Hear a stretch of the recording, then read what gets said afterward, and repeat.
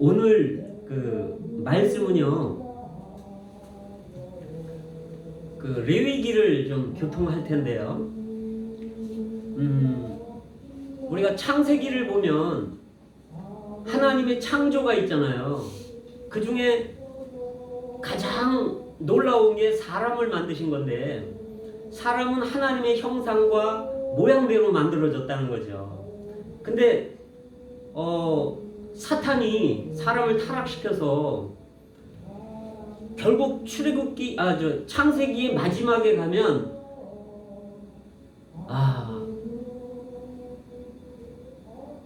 그 요셉이 애굽에서 그 입관하는 걸로 끝나게 되죠, 그죠? 하나님의 창조가 입관하는 걸로 끝납니다. 그래서 그 결과가 이제 출애굽기가 시작되는데, 그래서 이제 애굽에서 종살이하고 고통을 받다가 하나님의 구원을 통해서 이제 홍해를 건너서 이렇게 어린 양을 이렇게 체험함으로 유월절을 체험하잖아요. 그렇게 해서 홍해를 건너서 광야로 나옵니다. 그게 이제 출애굽기를 지나서 레위기로 들어오는데, 레위기에서는 이제 하나님이 어떤 분이며 우리가 하나님을 어떻게 섬겨야 되는지, 하나님과 어떻게 가까이 해야 되는지를 말해주는 게 레위기입니다. 근데 레위기에서도 레위기 11장에 보면 어떤 말씀이 있냐면 사람들이 다 부정하다는 거예요. 그래서 사람들을 접촉하면 우리가 부정하게 되기 때문에 그리스도만이 정결한 분이셔서 그리스도가 우리의 생명의 음식이라는 거예요. 그래서 그리스도가 우리의 음식이라는 것을 말하는 것이 11장이고요. 레위기 12장에 보면 그럼 사람은 왜 부정한가? 이렇게 볼 때 언제부터 부정한가? 날 때부터 부정하다는 거예요. 그래서 여자가 남자아이를 낳으면 남자아이는 7일 동안 부정한 거예요. 그래서 8일째 되는 날은 이제 이 부정한 거를 해결하기 위해서 할례를 받아야 된다는 거죠.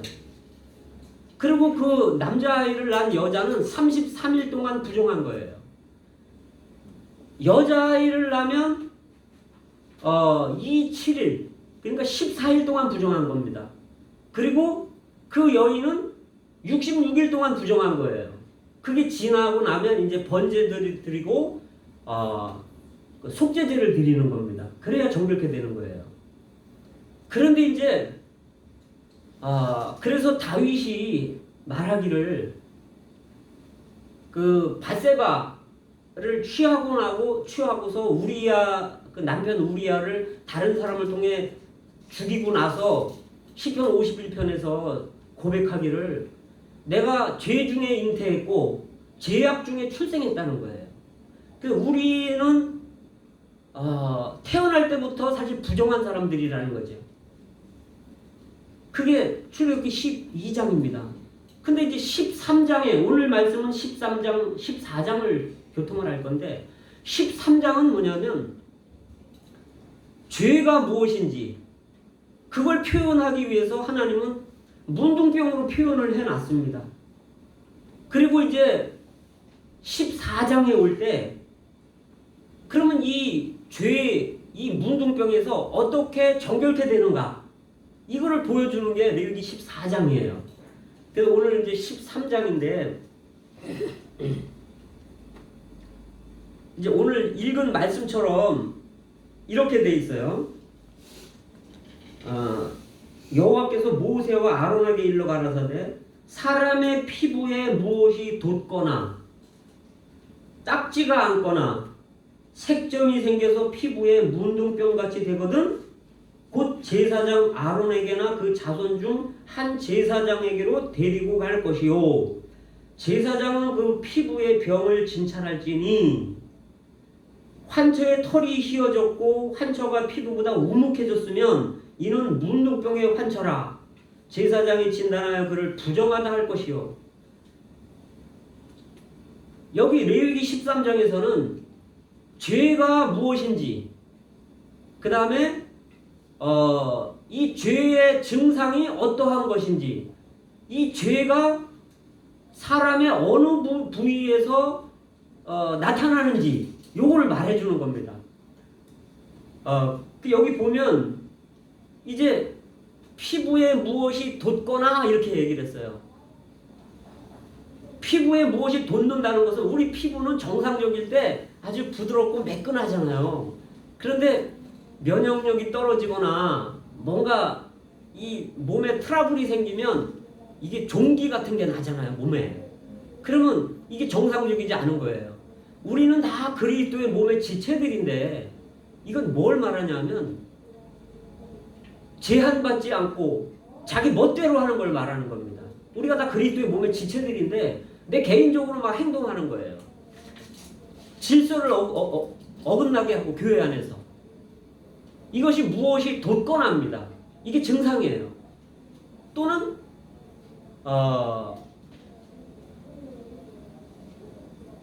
딱지가 않거나, 딱지가 않는다는 거는 이 딱지가 그냥 않는 게 아니라 뭔가 이렇게 비벼대거나 뭔가 이렇게 쓸리거나 마찰이 되면, 뭐 예를 들어 자전거를 타다가 넘어졌다 그러면 여기 얼굴 다 이렇게 까면 딱지가 앉잖아요.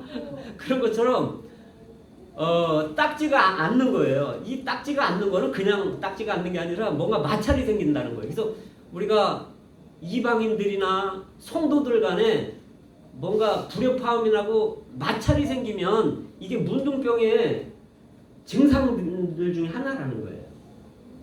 근데 이 딱지가 않는데 겉에서 볼 때는 그냥 딱지만 않지만 그 딱지 속에는 이게 나균이 있는 거예요. 문둥병의 세균들이 있는 거죠. 또 뭐냐면 색점이 돋는다, 색점이 생긴다는 거예요. 색점은 뭐냐면 피부에 뭐가 이렇게 흰 색점이나 푸른 색점이나 붉은 색점이나 뭐가 이렇게 이상하게 피부에 생기는 거예요. 이건 뭐냐면 자기 자신을 높게 여기고 남들을 자기보다 낮게 여기고 자기 자랑하고 자기 잘난 체하고 자기 영광구하고 자기가 존귀한 체하고 이런 뭔가 특별하게 뭔가 이렇게 드러나고자 하는 것이 문둥병의 증상 중에 하나라는 겁니다. 근데 이제 이러면 어떻게 되냐면 제사장에게로 데리고 가야 된다는 거예요.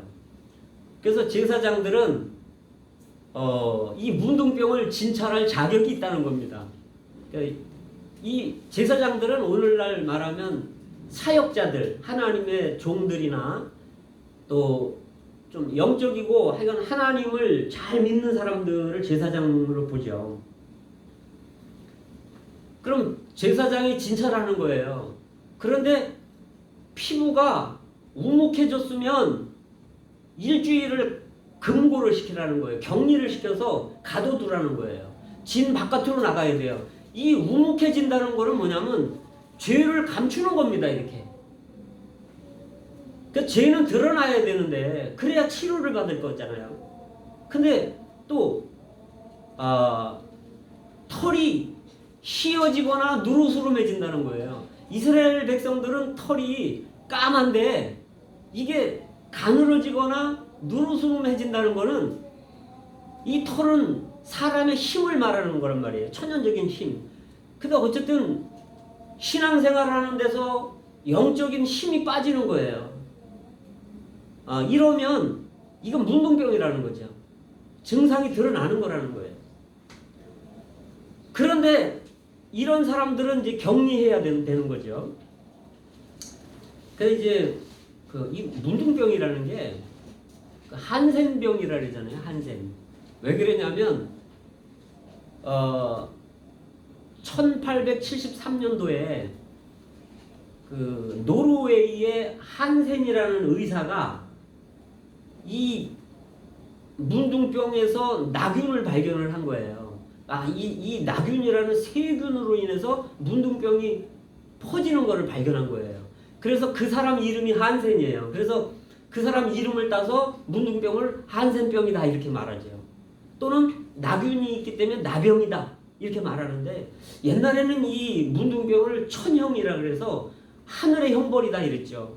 이 문둥병이 무서운 이유가 있는데, 이 문둥병이 눈에 한번 나균이 들어가잖아요. 그러면 시력을 잃어버리는 거예요. 그리고 이게 문둥병 나균이 이 코 점막을 통해서 호흡기를 통해 들어오는데, 들어오면 여기 잠복기가 있어요. 한 5년 정도, 빠르면 5년 정도 잠복하다가 드러나는 거예요. 아니면 길게는 20년 정도까지도 간다는 거예요. 잠복기가. 이건 뭐냐면 원래 이 사람들에게는 문둥병이 없는 거예요. 근데 요 세균이 바깥에서 사람 속으로 들어왔다가 이제 사람이 약해지거나 뭔가 환경이 이렇게 나오면, 환경이 되면 문둥병이 발산하는 거예요. 이건 뭐라냐면, 문둥병이 죄인 건 뭐냐면, 이 문둥병은 반역을 표시를 하는 거거든요. 죄가 반역인데 하나님한테 반역하는 거라는 거예요. 최초의 반역이 사탄이죠. 그래서 사탄이 하나님께 반역을 해서 쫓겨난 거예요. 그리고서 이 땅에 와서 아담과 하와 안으로 들어간 겁니다. 이 문둥병이 들어간 거예요. 죄가 들어간 거예요. 반역이. 그래서 아담과 하와 속에서부터 이게 나오는 겁니다. 그래서 이 성경에 이제 문둥병을 이야기할 때 예시를 3개를 들어줘요. 성경에서. 민수기 12장에서 미리암에 대한 얘기를 하죠. 그 당시에 모세는 하나님의 대표권이에요. 하나님은 아니지만, 모세가 하나님은 아니지만 하나님을 대표하는 사람이었단 말이에요. 그런데 공개적으로 그 모세를 비방을 할 때 하나님께 반역하는 거란 말이에요. 그래서 미리암이 문둥병이 걸려버린 거예요. 그래서 이거는 반역의 죄입니다. 반역. 그 다음에 열왕기하 4장에 보면, 열왕기하 5장이네요. 그 5장에 보면 게하시가 나오죠. 원래는 그 병이 이제 나만 장군한테 있었어요. 근데 나만 장군이 엘리사 선지자한테 와서 병을 고쳤단 말이에요. 근데 올 때 이제 예물을 잔뜩 갖고 왔어요. 그런데 이 예물을 엘리사가 안 받는 거예요. 그래서 막 강권을 해도 안 받는 거예요. 왜 안 받았냐 하면, 첫째는 엘리사는 공급해 주는 분이 따로 계신 거죠. 공급해 주는 그분이 하나님이에요. 하나님이 자신을 공급해 주기 때문에 그 사람과 안 받아도 된다는 거예요. 두 번째는 치료를 엘리사가 한 게 아니라 하나님이 해준 거란 말이죠. 그런데 엘리사가 그거를 하나님이 치료해 줬기 때문에 자기는 안 받겠다는 거예요. 그 예물을. 세 번째는 이 나만 장군이 이방인이기 때문에 자기는 이방인의 돈을 안 받겠다는 거예요. 그래서 나는 여호와 앞에는 맹세하지만 나는 당신 예물을 안 받겠습니다 이렇게 했어요. 근데 그 사환 게하시가 옆에 이렇게 있다가 보니까 너무 아까운 거예요, 그게. 그러니까 내가 여호와의 이름으로 맹세하는데 내가 저 돈을 내가 받겠다 이러고 이제 그 사람을 나만 장군이 가는데 쫓아가잖아요. 쫓아가서 거짓말을 해요. 우리 주인이 엘리사가 얘기를 하는데 선지 신학생이 지금 2사람이 왔기 때문에 옷 2벌을 하고 그 은 1달란트를 달라고 합니다. 그러니까 뭐 1달란트냐 2달란트 가져오라 그러면서 주죠. 그러니까 또 자기 밑에 있는 사람 시켜서 그거를 지고 가다가 자기 집에다가 감춰놓고 엘리사 앞에 딱 왔어요. 그러니까 엘리사가 어디서 오는 길이냐 그러니까 아무데도 안 갔습니다. 그러니까 그 나만 장군이 마차에서 내려서 너를 만날 때 마음이 내가 뜨거웠다. 나만 장군의 그 치료받은 문둥병이 너와 네 자손에게 가리라. 그래서 그때 게하시가 확 문둥병이 바라버린 거죠. 이건 뭐냐면 엘리사의 실행이 있는 거예요. 엘리사는 그러기 때문에 그 예물을 안 받겠다고 했는데 이 게하시가 자기 사환인 주제에 엘리사의 실행에 반역을 한 거예요. 엘리사한테 반역을 한 거죠. 이걸 하나님께 반역한 거라는 거죠. 그래서 문둥병이 걸려버리는 겁니다. 또 하나가 역대하 26장에 보면 우시야 왕이 나옵니다. 근데 우시야 왕이 하나님이 함께 해주셨기 때문에 전쟁에서도 계속 이겨요. 그리고 농사를 짓는데 농사가 얼마나 잘 되는지 몰라. 그러니까 백성들도 잘 살게 되고 전쟁도 이기고 그러니까 이 왕이 교만해진 거예요. 그래가지고 하나님의 정하심은 이게 하나님의 행정인데 그 당시에는 그 분양하는 거를 성전에서 분양하는 것은 제사장만이 할 수 있는 일이었단 말이에요. 이거 하나님이 정하신 거예요. 그런데 이 왕은 자기 분야가 아닌데 자기가 분양하겠다고 교만해서 나온 거죠.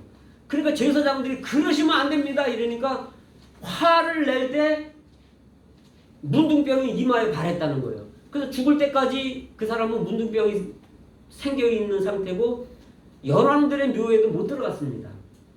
이건 뭐냐면 하나님의 행정에 반역을 한 거예요. 왕이 교만해서.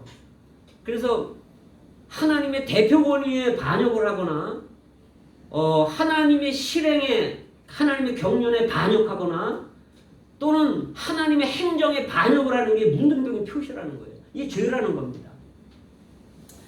근데 여기 이제 13장에 이 문둥병을 이야기하면서 근데 이 문둥병이 또 어디에 생기냐면 이마에 생기고 머리에 생기고 수염에 생긴다는 거예요. 옷에도 생기고 여기 이제 쭉 읽어보시면 그래요. 제가 이제 시간이 부족하니까 이제 읽지는 않겠습니다. 머리에 문둥병이 생긴다는 거는 우리가 권위에 복종하지 않는다는 거예요. 또 이제 대머리가 있어요. 대머리. 아주 참 성경이 재밌어요. 이 대머리는 뭐냐면 머리가 빠지지만 문둥병은 아니라는 거예요. 이건 무슨 얘기를 하는 거냐면 순종하지 않지만 복종적인 것을 말하는 겁니다. 그래서 문둥병이 아니라는 거예요. 예를 들면 이런 거예요. 우리가 그러니까 예전에 제가 원주에서 신앙생활을 할 때 고등학교 3학년 학생이 구원을 받았어요. 원주고등학교 학생이 구원을 받았는데 이제 복음을 듣고 보니까 자기 가족을 생각하니까 너무 마음이 안타까운 거야. 그래서 이제 늘 기도하고 있는데 아버지가 우체국에 다니셨어요. 근무하셨는데 아들을 불러갖고 너 교회 가지 마라. 몇 번 경고를 했는데 또 교회를 간 거예요. 왜냐면 그 당시 고3인데 좋은 대학을 가야 되는데 예배당을 가니까 싫어하는 거죠. 아버지가. 자식 생각해서. 그런데 하루는 이제 교회를 갔다 오는 아들을 뺨싸대기를 때려버린 거예요. 너 왜 아버지 말 안 들어? 교회 가지 말라 했잖아. 그러니까 이 학생이 울면서 뭐라 하냐면 아버지 죄송합니다. 아버지에게 순종을 못해서 죄송합니다. 그러나 저는 교회를 안 갈 수가 없습니다. 용서해 주세요. 이게 복종하는 자세입니다. 그러나 순종은 안 하는 거예요. 그럴 때 아버지가 화가 나지만 그냥 자식을 어떻게 합니까? 근데 이 아들이 나가서 지하실로 들어간 거예요. 거기서 이제 기도하는 거예요. 울면서. 근데 아버지가 이제 한 대 때려놓고는 이제 아버지도 좀 마음이 좀 그랬겠죠. 그래서 아들이 어디 갔나 이렇게 보니까 지하실에서 뭐가 기도 소리가 들리는 거예요. 그래서 귀를 갖다가 이렇게 대보니까 울면서 자기 아버지, 엄마, 또 누나들, 동생들 위해 기도하는 거예요. 여기에 아버지가 마음이 녹아버린 거예요. 그래서 가족들이 다 구원을 받았습니다. 다 그 신앙생활을 해요. 그래서 이게 대머리라는 거예요. 대머리. 머리털은 빠지지만 순종은 안 하지만 문둥병은 아니라는 거예요. 복종하는 거예요. 우리의 태도나 자세가 위에 사람들한테. 근데 이 머리에 문둥병이 생긴다는 거는 위의 권위를 들이받는 겁니다. 그리고 순종을 안 하는 거예요. 그러니까 복종을 안 하는 거예요. 이마 대머리가 있어요. 이마 대머리. 이마 대머리는 아주 공개적으로 순종을 안 하지만 이 복종적인 사람이에요. 공개적으로. 이런 게 있습니다. 그 다음에 이제 수염에 문둥병이 생긴다는 거예요. 이 수염은 우리의 존엄을 말하는데 자기가 아주 존귀한 척하고 존엄한 척하고 뭔가 이렇게 자기 자신을 과시하고 이러는 거예요. 근데 존귀한 사람이 존경을 받는 거는 문둥병이 아니에요. 그런데 그런 위치에 있지 않은 사람이 아주 이게 존귀한 척 하는 거는 이 문둥병이라는 겁니다. 근데 여기 또 보면 이 문둥병이 이제 난육이 생긴다는 거예요. 난육. 그러니까 난육은 뭐냐면 피부가 문드러지는 거예요. 이건 뭐냐면 옛 죄로 다시 돌아가는 겁니다. 구원받은 다음에. 또 여기 뭐가 나오냐면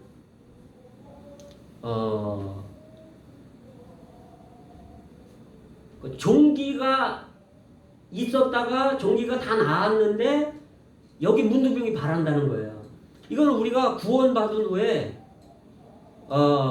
힘이 없고 뭔가 영적인 힘이 없고 약해지고 이런 것도 문둥병의 일종이라는 겁니다.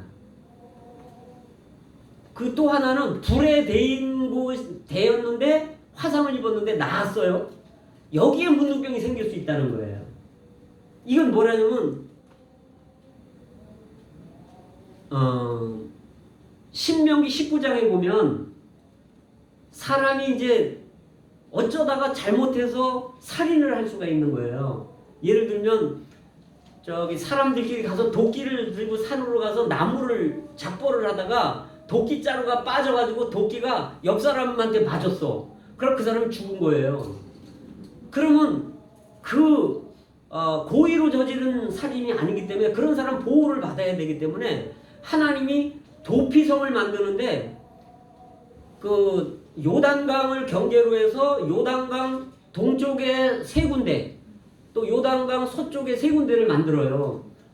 그 이유는 뭐냐면 도피성이 너무 멀면 이 그릇 부지 중에 살인한 사람이 그 도피성으로 먼데 도피성에 한 개만 있으면 그 가는 도중에 그 가족들이 마음이 뜨거워서 쫓아가가지고 그 사람을 죽일 수 있다는 거예요. 그래서 6개를 만들어 놨다는 거예요.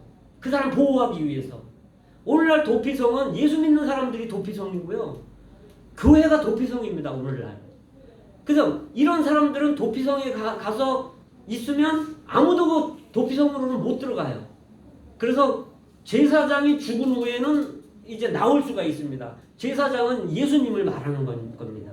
제사장이 십자가에서 죽으면 이제 죄가 사함받는 거니까. 근데 이 마음이 뜨거워진다는 이해가 있는데 이건 뭘 말하냐면 사람이 아주 성질을 내잖아요. 성질. 이게 마음이 뜨거워서 내는 거란 말이에요. 성질 내는 게. 그러다 보니까 죄를 질 수가 있는 거예요. 성질 내면 죄를 짓는 거란 말이에요. 성질을 내면서 마태복음에는 형제를 보고 라가라거나 미련한 놈이라 해도 지옥불에 들어간다는 거예요.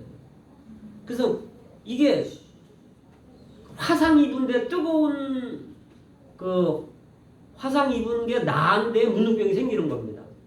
또는 이제 그 자기가 의롭다 하는 거예요. 자기 죄를 시인하지 않고 자기가 옳다고 하는 거예요. 이게 뜨거운 거예요. 이게 계속 자기가 옳다고 주장하는 거예요. 죄를 시인하지 않아요. 또 하나는 용서하지 못하는 거. 이것도 뜨거운 마음이에요. 내 눈에 흙이 들어가기 전에는 절대 용서 못해. 이게 화상 입은 데에 문둥병 생기는 겁니다. 그래서 이 땅에서도 문둥병이 생기면 격리시키잖아요. 뭐 소록도 이런 데로 가서 살잖아요. 죄를 지면 이 땅에서도요, 부모 말을 거역하고 이러잖아요. 그거 죄잖아요. 그러면 집에 못 들어가요. 가출을 하거나 집에 저녁에 들어와야 되는데 집 주위를 빙빙 돌아. 또는 심하게 죄를 지면 아예 구치소에 가거나 교도소를 아주 격리를 시켜버리는 거예요. 이 땅에서도 그렇습니다. 영적인 건 더 얼마나 더 하겠습니까? 그런데 이런 사람들은 이제 여기 보면 이런 말씀이 있어요. 문둥왕자는 옷을 찢고 머리를 풀고 윗입술을 가리고 외치기를 부정하다 부정하다 할 것이요. 병 있는 날 동안은 늘 부정할 것이라. 그가 부정한즉 혼자 살되 진 밖에 살지니라. 진 바깥에 살아야 된다는 거예요. 그래서 교회 안에서도 우리가 합당치 않으면 교회 못 나가는 거예요. 그래서 이게 교회는 진인데, 하나님의 백성들의 진인데 진 바깥에서 사는 겁니다. 그런데 이 자기가 문둥병인 거를 알았잖아요. 제사장이 당신 문둥병이요. 그러면 어떻게 해야 되냐면 여기 보면 옷을 찢고, 옷을 찢는다는 것은 성경에서 옷은 우리의 행위나 행실을 말을 해주거든요. 계시록 19장에 보면 그 어린 양의 아내 신부가 예비됐는데 세마포 옷을 입었다는 거예요. 옷, 세마포 옷. 근데 이것은 성도들의 옳은 행실이라는 거예요. 행실. 그래서 여기에 옷은 우리의 행실이 도덕적으로 파탄났다는 것을 인정하라는 겁니다. 내 옷을 찢는다는 것은 내 행위가 잘못됐습니다. 이렇게 인정하라는 거예요. 그 다음에 머리를 풀으라는 거예요. 이건 내가 권위에 거역했고 나는 반역적인 사람이고 나는 이 머리가 엉클어지잖아요. 근데 질서가 없는 사람이고 그걸 자신이 인정하는 거라는 거죠. 이 내 생각은 이게 문둥병이 걸린 거고 합당치 않다. 이걸 인정하라는 거예요.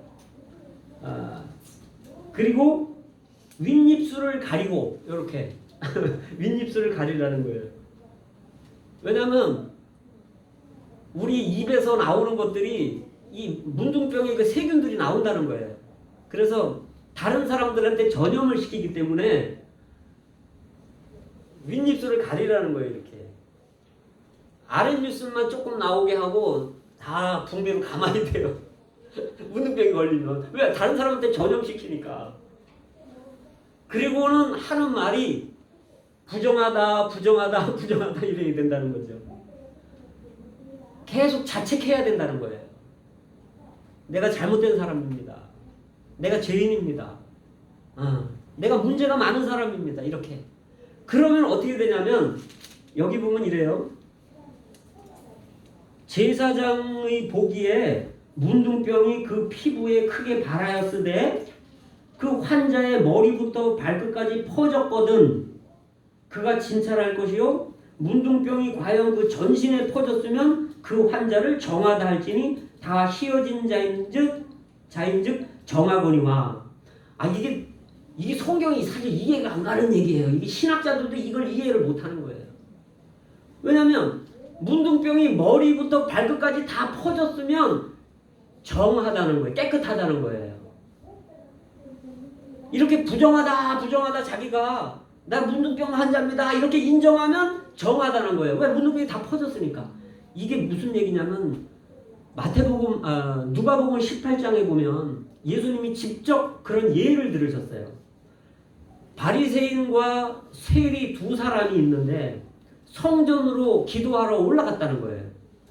근데 바리새인은 기도하기를 나는 일주일에 2번 금식하고 나는 11조도 하고 나는 토색도 안 하고 나는 뭐 간음도 안 하고 뭐도 안 하고 뭐도 안 하고 나는 저 세리와 같지 않기 때문에 감사합니다. 이렇게 기도하고 내려갔다는 거예요. 근데 세리는 그 성전에도 못 들어가고 멀리서 하늘을 우러러 고개도 못 들고 가슴을 치면서 하나님 나는 죄인입니다. 나를 불쌍히 여겨주세요. 가슴을 치면서 자기 죄를 자복했다는 거예요. 예수님이 이 2사람 중에 그 세리가 의롭다함을 받고 집으로 돌아왔다는 겁니다. 이게 문둥병이 다 퍼지면 정결하다는 거예요. 내가 죄인인 걸 시인하고 인정하면.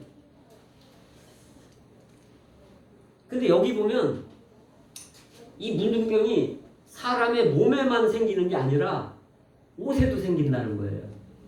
여기 보면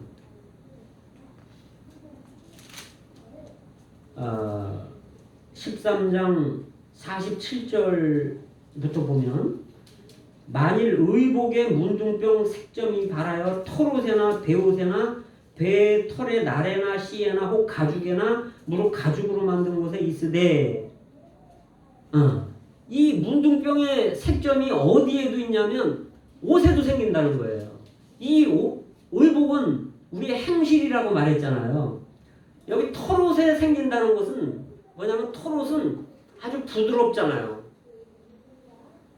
그래서 우리가 사람들을 대할 때 부드럽게 대하지 않는 것은 우리의 행실에, 우리의 행위에 이 문둥병의 증상이라는 거예요. 그리고 이제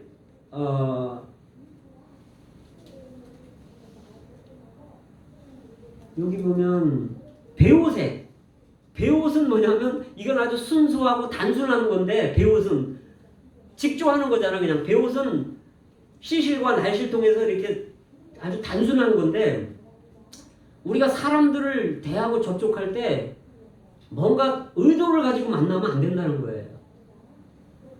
그래서 우리가 하나님이 누구를 만나라고 이렇게 어떤 느낌을 주신다면 다만 가서 만나고 하나님이 말씀을 주시면 하고 말씀을 안 주시면 그냥 가만히 있고 들어주고 이런 어떤 의도를 갖지 말라는 거죠. 새 예루살렘 성은요 맑은 유리와 같이 투명하다는 거죠. 새 예루살렘이. 그래서 우리가 단순해야 된다는 거예요. 우리 사람 속을 들여다볼 수 있어야 된다는 거예요. 저 사람은 그럴 사람이 아니야. 저 사람은 이런 사람이야. 이렇게 볼 수 있어야 된다는 거죠. 우리가 맑은 유리와 같은 그런 사람이 돼야 된다는 거예요. 다른 의도를 가지지 않고. 그 다음에 여기 이제 가죽옷에 문둥병 색점이 바라는데 가죽옷은 이 따뜻하잖아요. 우리의 온화함과 우리의 따뜻함 이런 것들로 다른 사람들을 대하지 않는 것도 이게 색점이 돋는 거라는 거예요. 그 다음에 시실이나 날실에도 생긴다는 거예요. 여기 보면 날실은 뭐냐면 우로 이렇게 돼 있는 게 날실이고 시실은 북 있잖아요. 배 짤 때 이렇게 요거는 시실이고 요건 날실이란 말이에요. 근데 요 날실에 생긴다는 것은 하나님과 나와의 관계에 문둥병이 생길 수 있다는 거예요. 내가 하나님을 원망하거나 하나님께 내가 거슬리거나 반역하거나 이러면 이게 하나님과의 이 날실의 문제가 색점이 말하는 거라는 거죠. 그 다음에 요 시실의 문제가 있는 것은 내 주위에 있는 사람들과 지체들과 믿는 이들과 이 문제가 생길 수 있다는 거죠. 문둥병이 생길 수 있다는 겁니다. 그래서 우리는 매일매일 하나님과의 관계, 성도들과의 지체들의 관계에 매일매일 의로운 생활, 합당한 생활을 할 때 우리는 세마포 옷으로 짜여져서 그날에 주님의 신부로서 아마 혼인잔치에 들어갈 것 같습니다.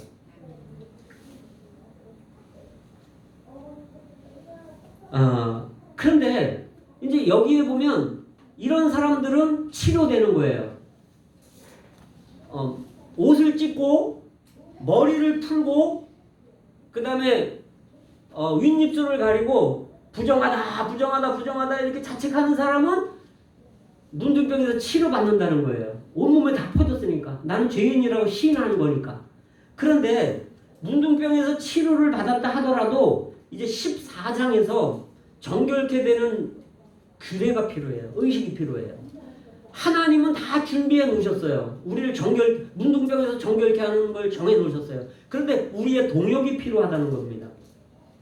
여기 제가 한번 읽어보겠습니다.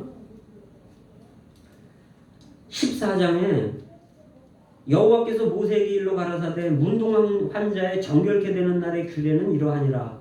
곧 그 사람을 제사장에게로 데려갈 것이요 제사장은 진에서 나가서 진찰할지니 그 환자에게 있던 문둥병 환처가 나았으면 제사장은 그를 위하여 명하여, 이 제사장이 명령하는 거예요. 그 문둥병에 치료받은 사람한테 정한 산새 2마리와 백향목과 홍색실과 우슬초를 가져오게 하고, 제사장은 또 명하여 그 새 하나는 흐르는 물 위 질그릇 안에서 잡게 하고, 다른 새는 산대로 취하여 백향목과 홍색실과 우슬초와 함께 가져다가 흐르는 물 위에서 잡은 새의 피를 찍어 문둥병에서 정결함을 받을 자에게 7번 뿌려 정하다 하고, 그 산새는 들에 놓을지며. 자, 이제 문둥병, 우리가 죄를 시인했잖아요. 그러면 이제 문둥병을 치료받았어요. 내가 죄인인 걸 인정하면, 그러면 이제 제사장한테로 데리고 가는 겁니다. 그러면 제사장은 어떻게 하냐면, 당신은 가서 정결한 살아있는 새 2마리 하고, 그 다음에 백향목하고 우슬초하고 홍색실을 가지고 오시오, 이렇게 말하는 거예요. 그래서 이거를 어떻게 하냐면, 가지고 오면 백향목 한 단과 우슬초 한 단과 살아있는 새 한 마리를 이렇게 실로 묶어요. 그리고 2마리니까 한 마리 새는 흐르는 물 위에서 질그릇 안에서 죽이는 거예요. 그래서 죽일 때 누가 죽이냐면 이 문둥병 걸렸던 사람이 죽이는 거예요. 그리고 그 질그릇 안에 피가 있을 거 아니에요. 새의 피가 있을 거 아니에요. 이거를 아까 살아있는 새하고 백향목, 우슬초, 홍색실을 해갖고 그 피를 찍어서 이 문둥병 정결케 할 사람한테 7번 뿌리는 겁니다. 정결하다 정결하다. 그러면 이 사람이 이제 문둥병에서 치료받았을 뿐만 아니라 아주 정결하게 되는 겁니다. 이 문둥병에서 해방되는 거예요. 이건 무슨 의미냐 하면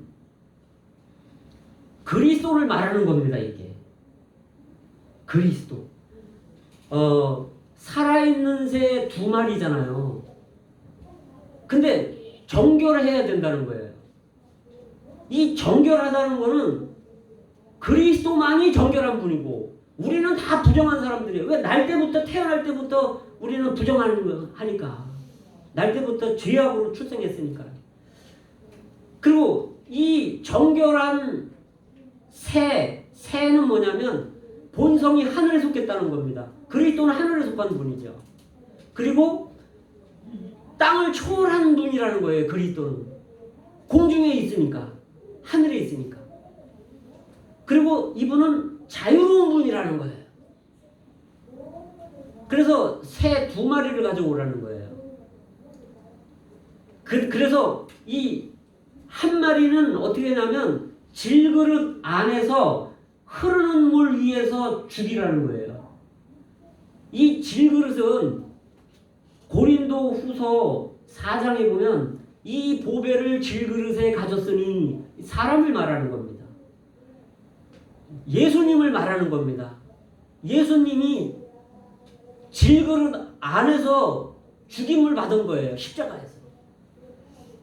그리고 흐르는 물 위에서 잡아야 된다는 것은 이 히브리어 원어를 보면 살아있는 물이라는 뜻입니다. 이거는 뭐냐면 생명을 말하는데, 히브리서 9장 14절에 보면 영원하신 영으로 말미암아 자신을 하나님께 드렸다고 말을 해요. 예수님이 영원하신 성령으로. 예수님은 사람이었지만 질그릇에 있었지만 질그릇 안에 있었지만 그 질그릇 안에는 성령으로 가득 찬 생명으로 가득 찬 분 하나님이었다는 겁니다. 이런 분이 질그릇 안에서 죽임을 당하는데 누가 죽입니까? 내가 문둥병 환자가 문둥병에서 치료받아서 내가 죽이는 겁니다. 나 때문에 죽었다는 거예요. 내 문둥병, 내 반역 때문에 죽었다는 거예요. 예수님이.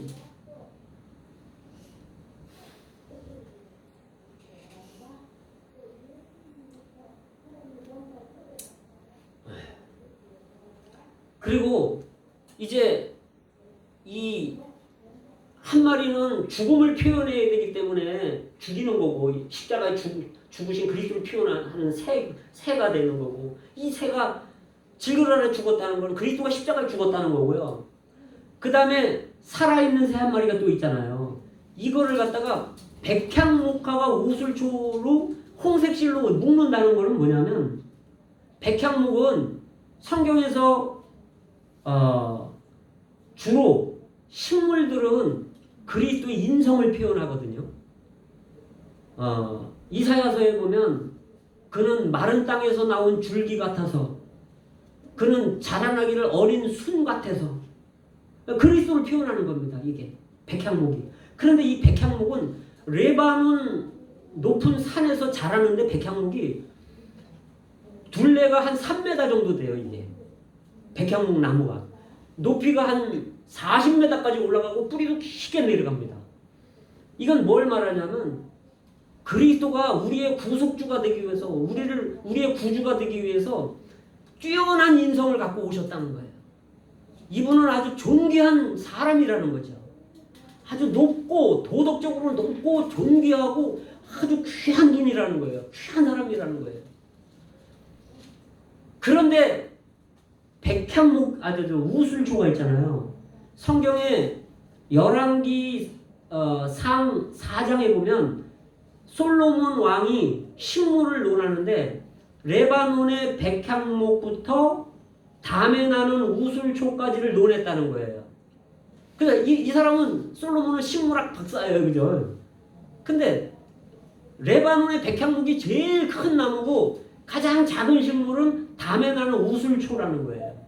이건 뭘 말하냐면 이 우슬초도 그리스도입니다. 그리스도를 말해주는 거예요. 우리를 구속하기 위해서 낮아지고 천해지고 비천해진 멸시받는 그리스도가 됐다는 겁니다. 멸시받는 사람이 됐다는 겁니다. 빌립보서의 2장에 보시면 그는 근본 하나님의 본체시나 놀라운 분이 그리스도는 하나님의 본체예요. 그러나 하나님과 동등됨을 취할 줄로 여기지 않았다는 거예요. 단계적으로 낮아지는 거예요. 이분이. 비천한 우슬초가 되는 겁니다. 백향목이.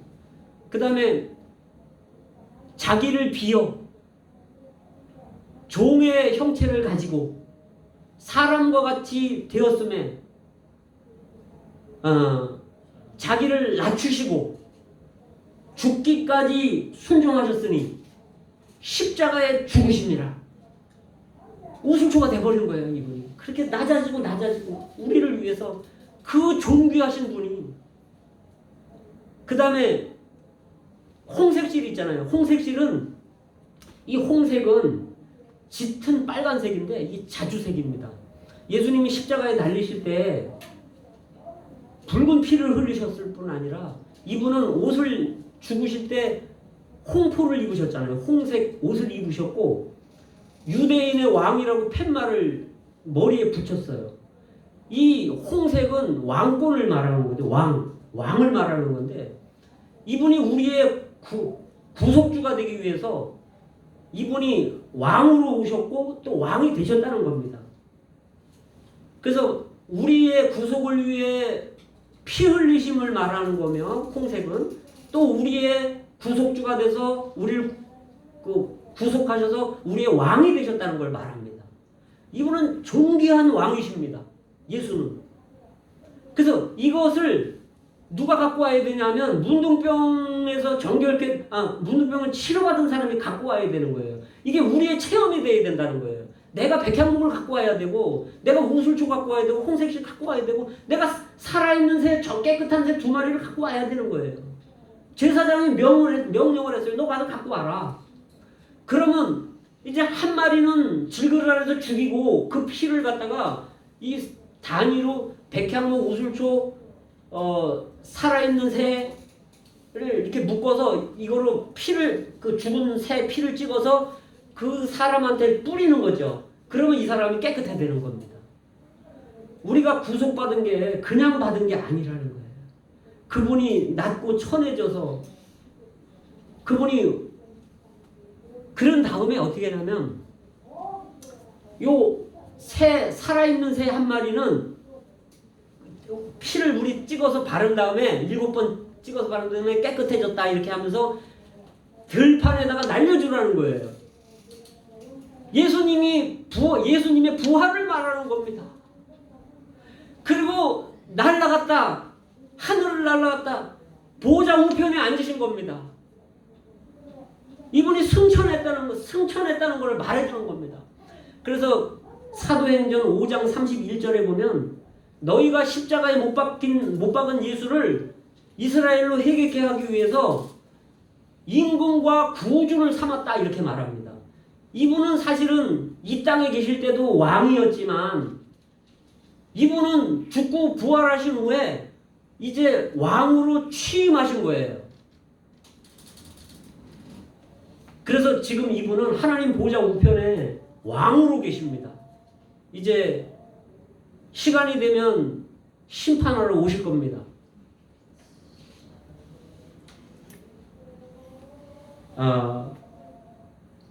그래서 죄가 무엇인지, 죄는 반역이다, 문둥병이다. 우리는 여기서 치료받을 뿐만 아니라 정결케 돼야 된다. 그런데 이 정결케 되는 것은 예수님의 어떠함으로, 그분의 보배로운 피로, 그분의 존귀하신 그분이 낮아지심으로, 그분의 죽음으로, 그분의 부활로 우리가 정결케 됐다는 겁니다. 할렐루야.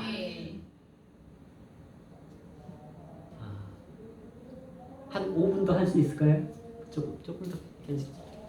근데 이 14장에 또 보면요, 어떤 게 있냐면 이제 구체적으로 들어가요. 이제 속건제를 가지고 와야 돼요. 순양 한 마리. 이게 그리스도입니다. 순양. 그래서 이 속건제를 잡아서 어떻게 하냐면 그 피를 가지고 이제 잡는 것도 누가 잡냐면 그 문둥병 치료받은 사람이 잡는 거예요. 그 잡으면 제사장은 그 피를 가지고 그 문둥병에서 정결케 된 사람에게 이제 귀에다가 바르는 거예요. 귀. 왜냐하면 이게 우리가 문둥병 걸리는 것은, 사실 죄를 짓는 것은 하나님의 말씀을 주의하지 않은 원인 때문에 그렇다는 거예요. 그래서 귀가 구속받아야 되는 거예요. 예수님의 피로.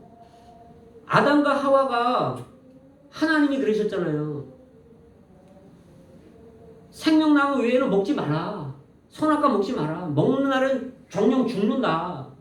근데 말을 안 들은 거예요. 그래서 우리가 지금 이렇게 살고 있는 거죠. 그렇죠? 그래서 제일 문제는 우리가 타락하고 죄 짓고 이런 제일 문제는 하나님의 말씀에 주의하지 않는 게 제일 문제라는 거예요. 하나님의 음성을 안 듣는 게 문제라는 거죠. 그래서 이 귀에 피를 발라야 돼. 예수님 피를. 그 다음에 엄지손가락에 발라요. 이건 뭐냐면 하나님의 일을 하지 않고 우리 죄 짓는 손이기 때문에 여기 발라야 된다는 거죠.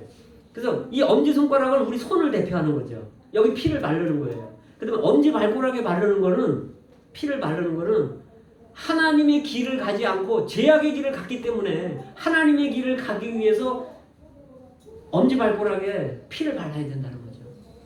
그런데 이제 기름 한 흰을 갖고 오래. 기름은 뭐냐면 성령을 의미하거든요. 그러면 기름을 갖고 오면 이 기름을 어떻게 하냐면 여호와 앞에 7번 뿌려요. 그래서 사실은 우리가 하나님 앞에 연락받는 것은, 그 기초가 되는 것은 성령으로 말미암아 하나님이 우리를 받아주신다는 거예요. 보혈로 씻고 그 다음에 성령을 통해서 우리가 하나님께 나아갈 수 있다는 겁니다. 보혈을 흘린 분은 예수님이고 성령을 통해서 우리가 아버지 앞에 나갈 수 있다는 거죠. 이게 그 에베소서에 나오는 말씀입니다.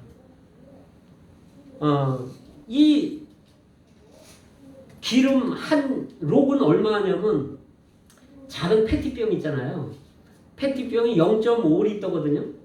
근데 한 록은 0.3리터 정도 되니까 작은 페티병의 한 반보다 조금 더 많을 거예요. 그만큼을 기름을 갖고 와야 돼요. 이 기름을 갖다가 이제 피 바른 귀 위에다가 바르는 겁니다. 우리가 주님 아니면 하나님의 음성을 들을 수가 없어요. 성령의 통제받지 않으면. 그래서 우리가 성령 안에 살아야 된다는 겁니다. 영 안에 살아야 된다는 거예요. 내 생각대로 살면 안 되고 영을 따라 살아야 된다는 거죠. 또 피 바른 엄지손가락 위에 기름을 바르는 거예요. 그래야 하나님이 받아주신다는 거예요. 그 다음에 우리가 성령이 충만해야 우리가 하나님의 일을 하잖아요. 메말라갖고 어떻게 하나님의 일을 하겠어요. 그죠? 또 하나님의 길을 가려면 우리가 발에도 성령 기름을 뭐 발라야 된다는 거예요. 그리고 이제 나머지 기름이 있어요. 그 기름이 많으니까 나머지 기름은 머리에다 바른다는 거예요. 여기 그렇게 나와 있어요. 레위기 14장에 보면. 이건 뭐냐면 우리의 사고, 우리의 생각이 너무나 잘못되어 있기 때문에 여기에 기름이 필요하다는 거예요. 우리 머리에. 성령으로 우리가 이게 머리가 충만해져야 됩니다. 위의 것을 생각해야 되고. 그래서 올해 마지막 날인데 주님이 참 우리에게 이런 귀한 말씀들을 보여주시면 너무나 감사합니다. 이 말씀이요, 예수님 태어나기 전에 1500년 전에 쓰여있던 거예요. 예수님이 1500년 후에 이렇게 백향목으로 오시고 우슬주로 오시고 홍색실로 오시고 살아있는 새, 죽어있는 새로 죽임당하는 새로 오신다는 것을 예수님 태어나기도 1500년 전에 모세오경에 기록되어 있는 겁니다. 이게 3500년 전에 기록되어 있는 이야기인데 지금 오늘날 우리가 이거를 해석하고 우리가 적용할 수 있다는 게 얼마나 놀랍습니까? 올해 한 해 오늘 마무리 잘 하시고 내년 또 한 해 우리가 주님 앞에 인정받고 칭찬받는 성도님들이 다 되시기를 축원합니다. 아멘.